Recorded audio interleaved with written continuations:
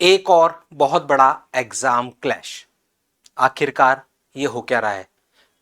Student form fill करता है सारे एग्जाम्स की इस उम्मीद में कि इस एग्जाम में नहीं होगा तो इसमें हो जाएगा, इसमें नहीं तो इसमें हो जाएगा। अब सारे फॉर्म फिल होते हैं, तैयारी होते हैं, और उससे ठीक पहले, एग्जाम होने से ठीक पहले एग्जाम डेट का अनाउंसमेंट होता है और इस तरह का बिगेस्ट क्लैश देखने को मिलता है।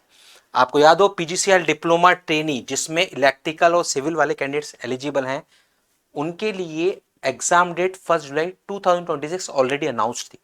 उसके बाद आरआरबी जेई 2025 सीबीटी 2 के एग्जाम डेट की होती है घोषणा, और वो डेट आती है 2 जुलाई 2026, जिसमें इलेक्ट्रिकल, मैकेनिकल, सिविल, इलेक्ट्रिकल के डिप्लोमा डिग्री वाले सारे कैंडिडेट्स एलिजिबल रहने वाले हैं जिन्होंने सीबीटी 1 क्लियर किया। तो ऑब्वियस सी बात है वो पीजीसीएल डिप्लोमा ट्रेनी में भी कॉमन होने वाले हैं। चलो ये तो एक दिन और 2 दिन, 1 तारीख 2 तारीख यहां पर क्लैश था, लेकिन अब 2 तारीख पे ही एक और क्लैश, यानी कि 2 exam same day. SECL assistant foreman की भी एग्जाम डेट की अभी कुछ देर पहले की गई घोषणा, और वो डेट है 2 जुलाई 2026, जहां पर इलेक्ट्रिकल वाले कैंडिडेट्स एलिजिबल रहने वाले हैं।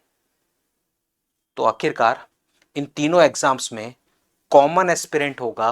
तीनों एग्जाम 2 दिन के अंदर, जिनमें कि 2 एग्जाम तो सेम डे हो रहे हैं। बिगेस्ट क्लास, कैसे स्टूडेंट तैयारी करे, कैसे इन एग्जाम्स को दे, कैसे अपने गवर्नमेंट इंजीनियर बनने के सपने को पूरा करे।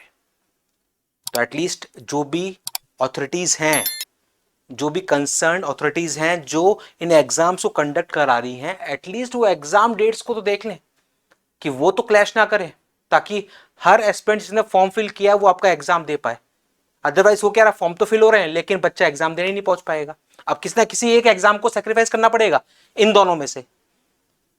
ऑब्वियस सी बात है ये सेक्रीफाइस होगा, इसमें जाएगा सीबीटी 2 में है, इसको पहले देगा। फिर यहां पर भी देखेंगे तो यहां पर भी अगर डिस्टेंस का इशू आया, अगर एग्जाम सेंटर इसका कहीं और इसका कहीं और हुआ और डिस्टेंस बहुत ज्यादा हुई, तो ट्रेवल करके दूसरे दिन एग्जाम देना वापस एक मुश्किल टास्क है, हो ही नहीं पाएगा।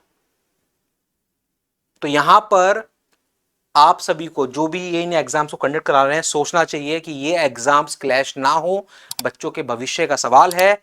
अगर ऐसे एग्जाम क्लैश होंगे तो फिर कोई मतलब नहीं रह जाएगा एस्पिरेंट का इतने सारे फॉर्म फिल करने का, इतने सारे एग्जाम्स के लिए सपने संजोने का कि मैं इस एग्जाम में नहीं तो इस एग्जाम में मेरा क्लियर होगा, किसी में किस मार्क्स से रह गया तो चलो इसमें मेरा हो जाएगा, क्योंकि उसको ये वो इस भरोसे बैठा है कि ये इस एग्जाम को मैं दे पाऊंगा, और बाद में पता लगता है कि एग्जाम डेट से ठीक पहले कि ये तो एग्जाम में बैठ ही नहीं पाऊंगा क्योंकि एग्जाम क्लैश हो गया, 2 में से किसी एक को चुनना पड़ेगा, तो वैसे ही एग्जाम आपके छूट गए।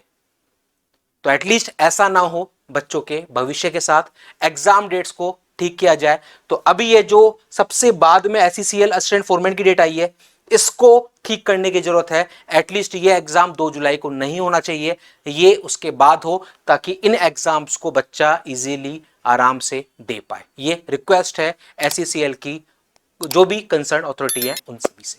और इस तरह के एग्जाम क्लैश आगे आने वाले एग्जाम्स में ना हो, ये रिक्वेस्ट हमेशा रहेगी सारे एस्पिरेंट्स के बिहाफ पर।